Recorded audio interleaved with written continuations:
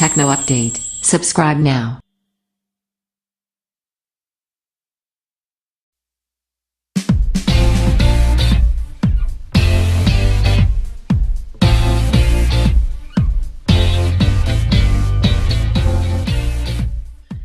HTC 10 Review.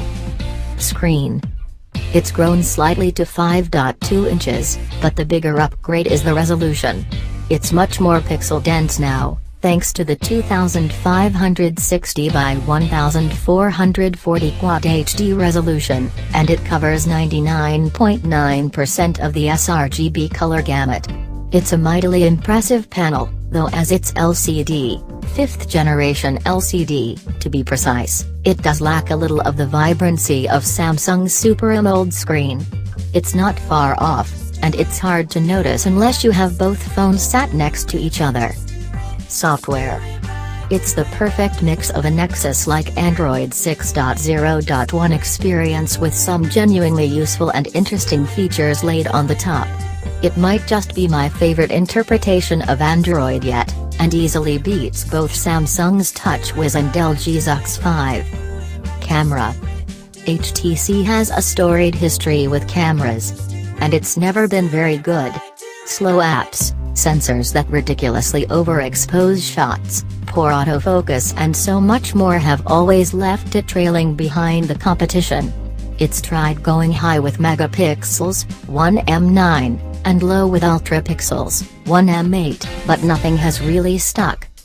The camera in the HTC 10 is the best to ever grace an HTC phone.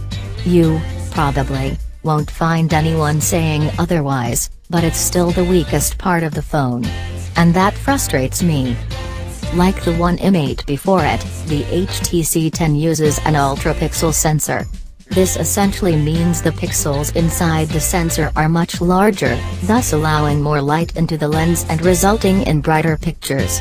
As a comparison, the HTC 10 has 1.55 micrometers sized pixels, whereas the Galaxy S7 has smaller 1.4 micrometers ones. And just like those on the Galaxy S7 and iPhone 6s, the camera itself is 12 megapixels, well, ultrapixels. So, in theory it should be better, right? Well, no. Especially when compared to the Galaxy S7. Battery life. Like internal components, each of this year's current crop of Android flagships, Galaxy S7, LG G5 and of course the HTC 10, have a similarly sized battery. The 3,000 mAh cell tucked inside the HTC 10 is exactly the same capacity as the Galaxy S7's and marginally bigger than the LG G5's, and in my tests I've found that it lasts about the same amount of time as those two. HTC might claim you'll get 2 days worth of use, but my findings suggest a little less.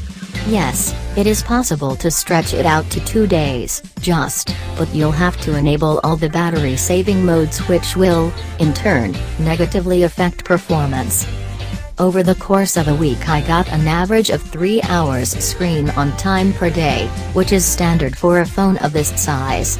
An hour of streaming Spotify in the morning takes about 5%, while watching an hour-long HD TV episode on either Netflix or BBC iPlayer with auto brightness enabled chews through 8 to 10%.